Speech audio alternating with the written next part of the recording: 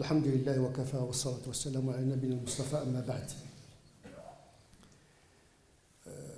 Nous sommes dans une période de jeûne qui est une pratique très intense dans la vie spirituelle des musulmans, un moment de grande patience, d'un grand effort, d'un grand sacrifice, un moment de combat, jihad al-nafs, combat intérieur, pour se conformer le plus justement possible à cette prescription qui vient de Dieu directement, puisque nous croyons que cette prescription, ce n'est pas l'émanence, ce n'est pas l'invention du prophète, mais une révélation qui vient du ciel. Comme les 5 prières, comme le pèlerinage, comme beaucoup de commandements qui se réfèrent au Coran. Mais le jeûne, comme toutes les pratiques de l'islam, est d'abord une pensée. Elle est fondée sur une croyance. Sinon, notre pratique serait absurde. Jeûner pour jeûner, prier pour prier, être musulman pour être musulman, ça n'a aucun sens. Au lieu de chercher d'abord le comment être musulman, comment prier, comment jeûner, il faut a priori poser la question pourquoi. Et le pourquoi est le domaine du sens, de la théologie, qui est en rapport avec une certaine lecture du divin, avec une certaine lecture des commandements. Parce qu'on reçoit l'information révélée, mais c'est la raison qui reçoit cette information. Comment la recevoir? Cette révélation qui est un don de la part d'Allah subhanahu wa ta'ala. Comment accueillir ce don? Comment le comprendre? Comment le capitaliser, le rentabiliser? Comment le rendre à notre avantage? Parce que Dieu a fait la religion pour l'homme et non pas le contraire. Dans l'imaginaire, dans l'inconscient de beaucoup de musulmans, on pense que Dieu nous a créés pour l'islam, pour la prière, pour le jeûne. Mais c'est le contraire qui est vrai. Il a créé d'abord l'homme, il a rendu la nature disponible, sakhara lakum ma fi samawati wa ma fi al-ard. Voilà. Donc il a rendu disponible l'univers entier, mais il a rendu également disponible la charia, afin de voir comment on va la recevoir, comment on va l'interpréter, comment on va la mettre en pratique. Et donc la charia, l'islam est faite pour l'homme, et non pas l'homme qui est fait pour l'islam. C'est très important parce que ça change complètement de paradigme. C'est-à-dire on va chercher comment comprendre mieux les choses et mieux les pratiquer, parce que plus on comprend mieux les choses, mieux on les pratique. Surtout dans une société sécularisée. Nous sommes interrogés, pourquoi vous êtes musulman, comment vous croyez, pourquoi vous faites le jeûne. Il ne suffit pas de dire je suis musulman donc je fais le jeûne. Ça, c'est une réponse nécessaire mais n'est pas suffisante. Donc il faut expliquer, nous sommes dans un monde où nous devons expliquer.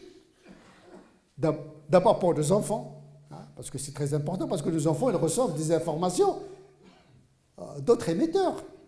Il n'y a pas que les parents, il n'y a pas que les mosquées qui diffusent l'islam. Il y a l'école, il y a la société. Pourquoi on jeûne? Abstraction faite de la société, d'abord le musulman doit comprendre ce qu'il fait. C'est pourquoi j'ai dit que le jeûne est une pensée. Et la pensée suppose la réflexion. On pose la question du pourquoi avant le comment. Avoir le souci de comprendre le sens avant la mise en pratique. L'aqida d'abord, puis sharia. La croyance, qui est une pensée, la croyance. Parce que personne n'a rencontré Dieu, personne n'a vu Dieu, personne n'a vu les anges. C'est une idée, c'est une croyance qui est reçue par une révélation qui ne liquide pas la raison, mais qui implique la raison dans la compréhension de ce don. Un don, vous pouvez comme la santé, c'est un don. Vous pouvez être tyran, comme vous pouvez être bienfaisant. C'est un don. Et donc, il ne faut pas se dérober derrière l'islam, parce que Dieu nous implique dans l'islam. Nous aurons le jeûne que nous méritons. Encore faudrait-il comprendre le sens du jeûne. Donc, le jeûne, il est basé sur une pensée à l'égard de Dieu, si on croit que Dieu il est parfait, qu'il est beau. Donc sa charia doit l'être également, puisque la charia est un reflet des attributs d'Allah subhanahu wa ta'ala. On ne peut pas couper la charia de ses racines théologiques. Il faut trouver dans le siyam la justesse, puisque Dieu est juste. Il faut trouver dans le siyam la hikmah, la sagesse. Il faut trouver dans le siyam l'intérêt, le maslaha, l'intérêt physique, biologique, spirituel, intellectuel. Il y a une économie du jeûne, une économie biologique, une économie matérielle, une économie morale. Le maslaha, qui est un paradigme structurant de la pensée musulmane. Sinon, on tomberait dans l'absurde. L'absurde, c'est de faire quelque chose sans perspective utile, avantageuse, pour l'homme, pas pour Dieu. On jeûne ou on ne jeûne pas, ça n'affecte en rien la perfection de Dieu. Nous sommes les bénéficiaires de ce don. Donc il faut en tirer le maximum possible d'avantages. Et si on considère que le siyam est à notre avantage, il faut l'interpréter comme tel, il faut le mettre en pratique en tant que tel. Le but, ce n'est pas de mortifier le corps par l'abstinence, mais d'élever l'âme. Il faut trouver le juste équilibre. C'est pourquoi le Coran renvoie l'individu à la responsabilité de prendre la dérogation, de jeûner ou pas en fonction de sa physiologie, de sa contrainte, etc. Parce que le but, ce n'est pas d'handicaper l'essor biologique, l'essor économique de l'individu, mais déguiser en lui la force de la volonté. Et c'est à l'homme de trouver le juste équilibre. C'est pourquoi il y a des dérogations, il y a rattrapage. Donc, le jeûne, comme toutes les autres prescriptions, il y a une lettre, il y a un esprit. Mais il ne faut pas que la lettre tue l'esprit. Le jeûne est une pensée dans la mesure où c'est une résistance. C'est une négation. C'est une liberté par abstinence et abstention. Dans la culture occidentale et dans la culture humaine aujourd'hui, la liberté, c'est la liberté de faire. Je fais ce que je veux. Mais la question qui se pose ici, est-ce que tu es capable de ne pas faire ce que tu ne veux pas faire? Ça, c'est l'autre aspect de la liberté qui est oublié par la notion de la liberté. La liberté, c'est également la liberté de ne pas passer à l'acte. Comme disait un grand spécialiste de l'action et de la perception, un neuroscientifique, Alain Berthoz disait « J'inhibe, donc je pense ». L'inhibition, c'est une action. L'imsak, hiya haraka. Ne pas manger, c'est agir. Ne pas copuler, c'est agir. Ne pas passer à l'acte, c'est agir. C'est pourquoi il y a des gens qui ont fait la différence entre l'action, qui est le mouvement visible, et l'acte, qui peut être un acte intérieur, un mouvement imperceptible. As-sawmuli, le jeûne, est pour moi, parce qu'il est invisible, c'est un acte intérieur, on ne le voit pas. On ne peut pas vérifier si vous jeûnez ou pas. Il n'y a que les anges qui vous suivent 24 heures sur 24, ils sont capables de voir est-ce que vraiment vous jeûnez ou pas. Donc c'est une pratique discrète qui n'est pas visible. Donc c'est un acte intérieur. Comme disait le philosophe du bonheur, Alain, je pense donc je dis non. Parce que dire oui, c'est à la portée de l'animal, parce que l'animal ne dit jamais non. Il a envie de manger, il mange. Il a envie de copuler, il copule.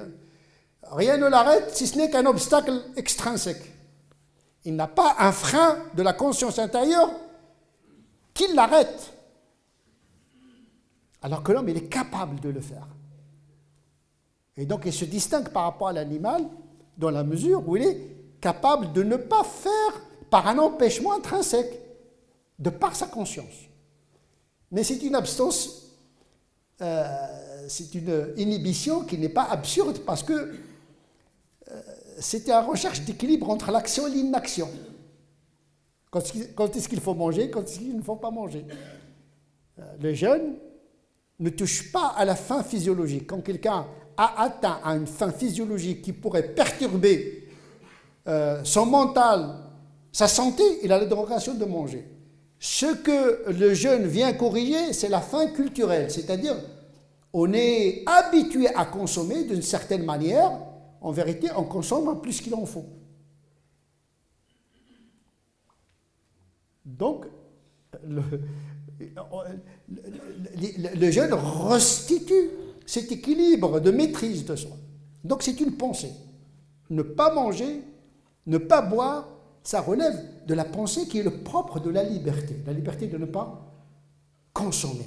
Surtout dans une société où nous sommes réduits à de simples consommateurs. Je consomme, donc j'existe.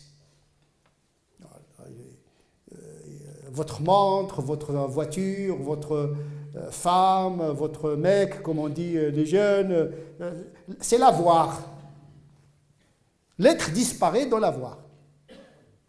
Eh bien, le jeûne vient restituer l'être avant l'avoir. Le jeûne également a une forme. C'est une pensée, mais c'est une pratique qui a une morphologie, qui a une forme. C'est le domaine de la charia, de le fiqh. On ne jeûne pas n'importe comment.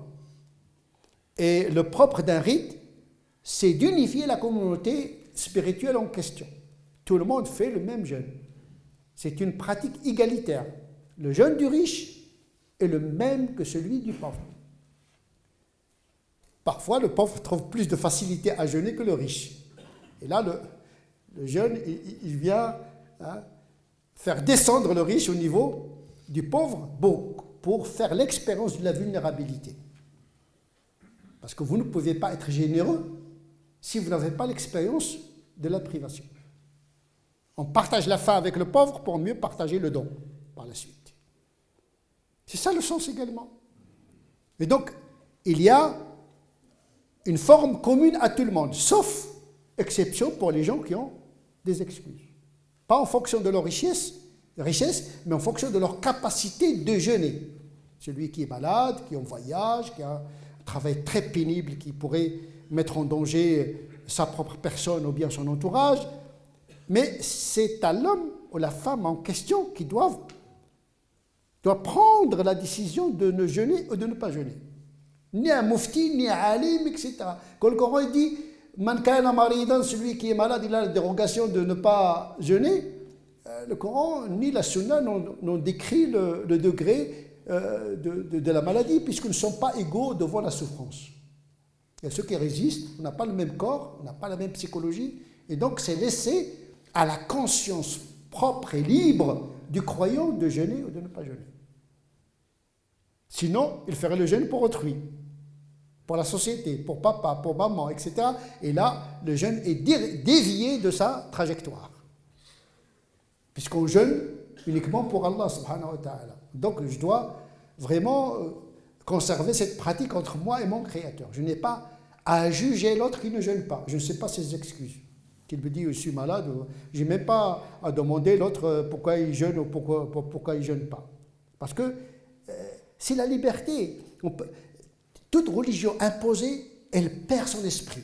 C'est pourquoi dans l'éducation de nos enfants, bien sûr, l'enfant il apprend par l'imitation, par l'effet d'entraînement, il imite les parents, mais également par la liberté, il faut qu'il s'approprie la pratique.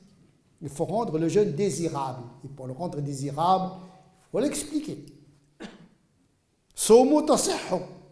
Aujourd'hui, il y a une thérapie par le jeûne.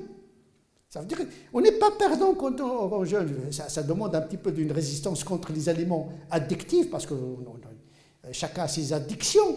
Le jeûne nous permet un petit peu de nous libérer de ces produits addictifs. Et il y a une utilité thérapeutique, biologique. Donc la forme, elle est commune pour tout le monde, avec des dérogations pour chacun selon ses possibilités. La yukallifu Allahu nafsan illa wus'aha. Le principe de possibilité doit être respecté. La définition minimaliste du jeûne exotérique, parce qu'il y a un jeûne exotérique et un jeûne ésotérique.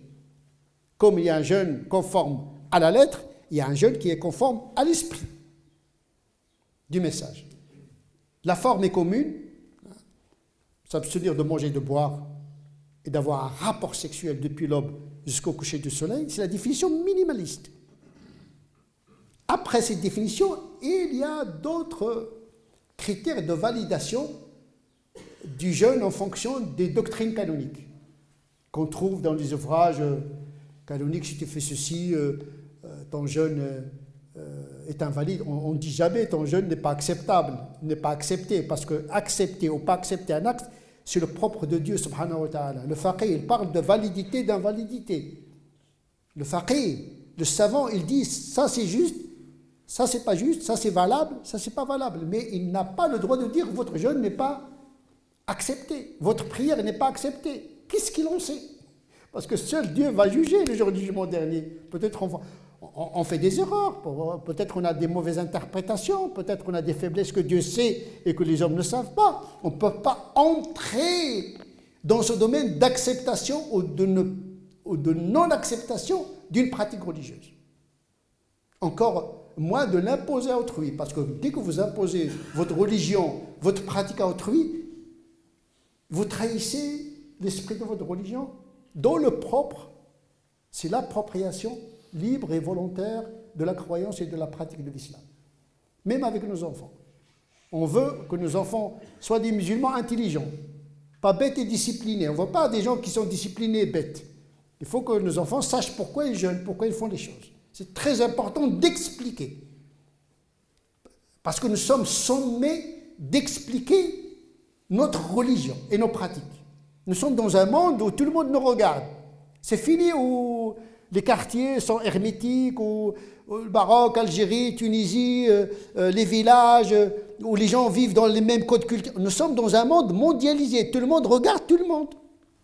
Donc vous allez éduquer vos enfants uniquement pour vivre avec les musulmans, ou bien uniquement les musulmans pratiquants. Et même les musulmans, il y a des strates des musulmans. Les pratiques, ça dépend du niveau de chacun. Et donc on ne peut pas. On peut témoigner dans notre religion, mais on ne peut pas l'imposer. La vivre, la penser et la vivre. Bien sûr, là, une religion, ça se vit, mais ça se pense également et ça se revisite. Parce qu'il y a des pratiques, on se rend compte qu'elles sont sans issue, donc il faut les modérer.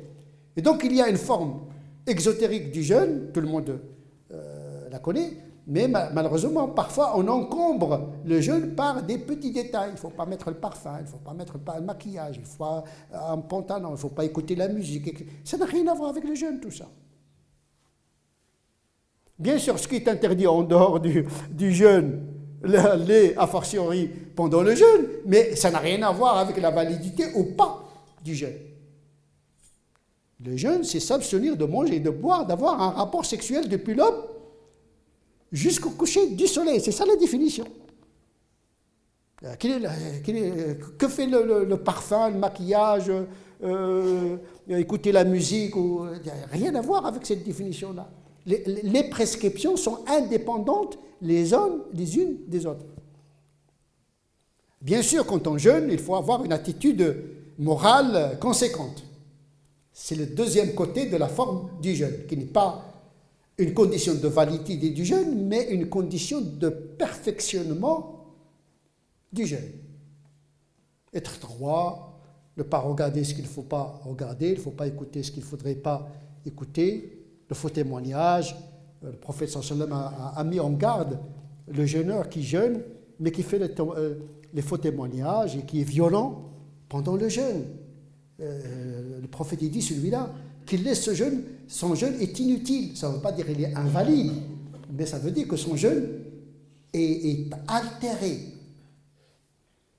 Donc il y a un aspect obligatoire du jeûne, il y a un aspect qui doit renforcer la valeur du jeûne, c'est-à-dire la rectitude, parce que le jeûne, normalement, doit modérer nos instincts. Comme la prière. Inna salata tanha anil fahsha'i wal munkar. La prière nous protège de la turpitude. Le jeûne, il doit avoir un impact moral quelque part. Sinon, notre jeûne, ce serait uniquement de la soif, de la faim et de la fatigue. Et c'est dommage. Il faut que le jeûne soit un carburant de la morale et de la volonté. Et puis, il y a un aspect ésotérique, c'est une pratique du jeûne intérieur, s'abstenir de penser aux mauvaises choses. S'abstenir. Ça, c'est le jeûne de la pensée. Ça, c'est le jeûne intérieur qu'on ne voit pas. S'abstenir de tout sauf d'Allah subhanahu wa ta'ala. Ça, c'est le jeûne des saints et des prophètes. Donc, il y a plusieurs niveaux. Il y a le niveau commun, ne pas manger, ne pas boire, ne pas copuler. Il y a le jeûne des gens qui sont le khawas, c'est-à-dire ils jeûnent, mais ils adoptent un comportement strict et droit pendant le jeûne.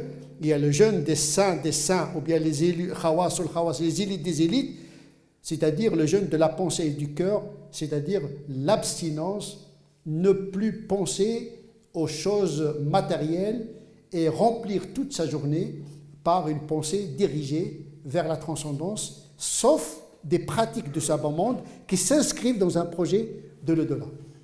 Ce qui va nous intéresser brièvement dans cette intervention, plutôt dans ce serment, c'est le critère de la véracité et de l'authenticité du jeûne. Il y a un critère qui ne trompe pas, qui ne trompe d'ailleurs jamais, même quand il s'agit de la prière, c'est le don.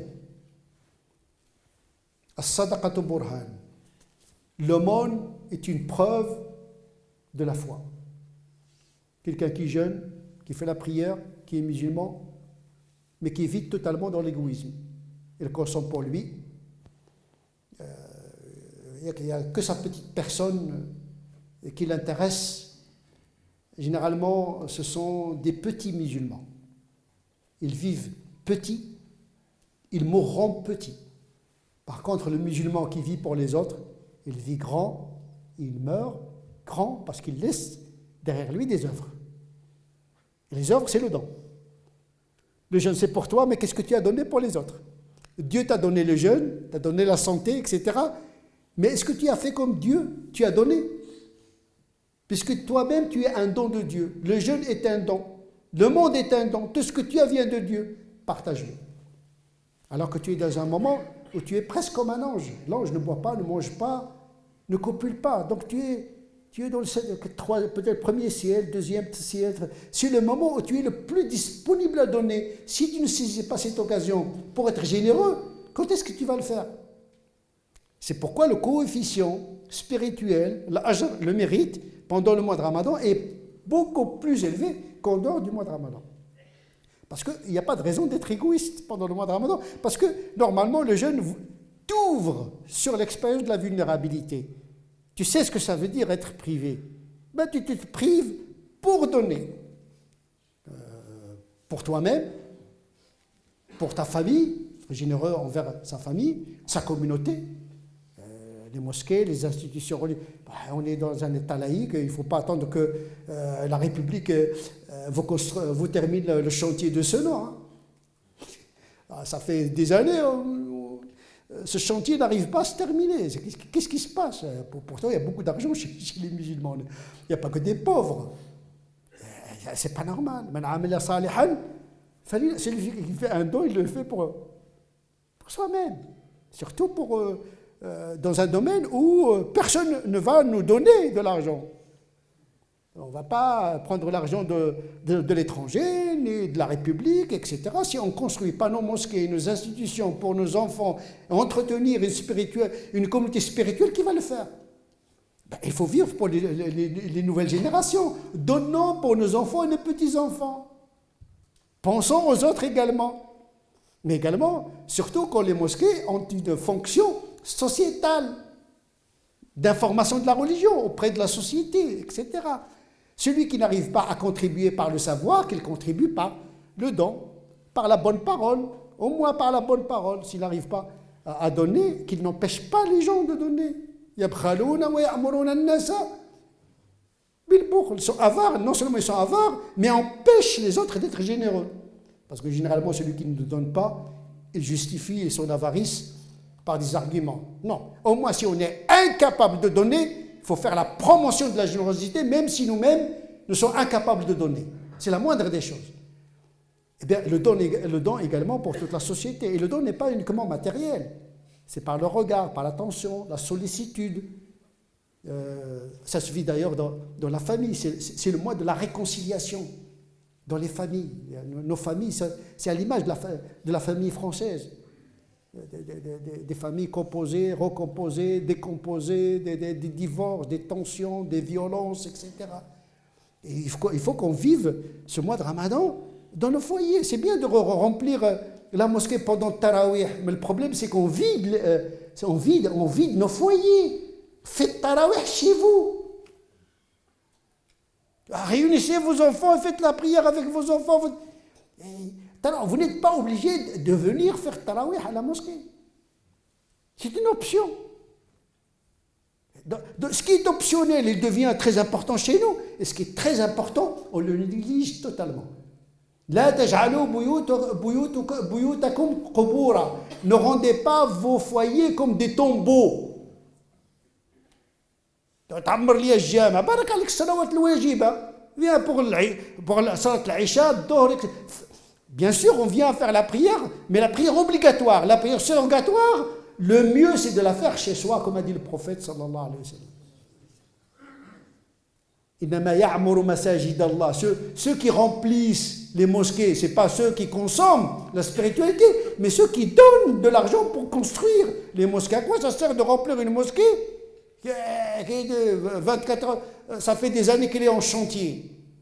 Donc on cherche la qualité du croyant. On peut agir là où nous sommes, on peut être généreux là où nous sommes. Il faut s'occuper de soi-même, de sa famille, de sa communauté, de sa société. C'est un équilibre à trouver. Le Ramadan, le jeûne du mois de Ramadan, c'est une occasion de reconfiguration dans notre vie. La nuit du 27, peut-être ça va être la nuit du destin, c'est un moment important de reconfiguration dans notre destin parce que chaque nuit du destin, dont on ne connaît pas d'ailleurs la date, est un moment de réécriture dans notre destin. Vous n'êtes pas obligé de le faire à la mosquée, la nuit du destin. Parce que le malaïka ne descendent pas uniquement dans les mosquées, ils remplissent la terre entière. Il y a des gens qui veulent chercher la nuit du destin, le mihrab. Mais c'est bien de venir écouter Cheikh Abdeslam, masha'Allah, de l'écouter, etc. C'est très bien. Mais il ne faut pas s'en tenir uniquement à remplir les mosquées et à vider nos foyers. On vient ici et le diable, on remplit les mosquées, mais le diable, même si pendant le mois de Ramadan il n'est pas enchaîné, mais pas tous les diables sont enchaînés, il reste quelques-uns, ils font leurs œuvres même pendant le mois de Ramadan dans les maisons. Toi, tu es ici, et ta femme et tes enfants et tes filles regardent Dalla, je ne sais pas, Dalla, ça n'existe plus, mais des films et des trucs, etc. Moi, je pense que parfois, on fuit nos responsabilités. On cherche la facilité. Et Ramadan, c'est un moment d'effort, vraiment de générosité qui commence par soi-même, par sa famille, puis sa communauté, puis la société. Il faut que le Ramadan ne se transforme pas en Ramadan. Jeûner, faire le Ramadan diurne et le Ramadan nocturne, ça ne rime à rien du tout. C'est un mois d'effort, de combat intérieur pour la paix intérieure, pour la paix des foyers, pour la paix de la société. Nous devons éduquer nos enfants parce que nos enfants font beaucoup de dégâts par manque d'éducation. On le voit aujourd'hui dans les masses médias, beaucoup de violence chez nos enfants, alors que le mois de Ramadan, c'est un mois de tolérance et d'ouverture et de sérénité et de paix. نسأل الله عز وجل أن يجعلنا من الذين يستمعون القول فيتبعون أحسنه أولئك الذين هداهم الله وأولئك هم أولو الألباب اللهم اهدنا فيمن هديت وعافنا فيمن عافيت وتولنا فيمن توليت وبارك لنا فيما أعطيت. اللهم تقبل منا الصلاة والصيام واحشرنا في زمرة خير الأنام. اللهم ربنا آتنا في الدنيا حسنة وفي الآخرة حسنة وقنا عذاب النار. اللهم أعنا على ذكرك وشكرك وحسن عبادتك. اللهم صل على سيدنا محمد وعلى آل سيدنا محمد كما صليت على سيدنا إبراهيم وعلى آل سيدنا إبراهيم، وبارك على سيدنا محمد وعلى آل سيدنا محمد كما باركت على سيدنا إبراهيم وعلى آل سيدنا إبراهيم في العالمين إنك حميد مجيد. سبحان ربك رب العزة عما يصفون وسلام على المرسلين والحمد لله رب العالمين.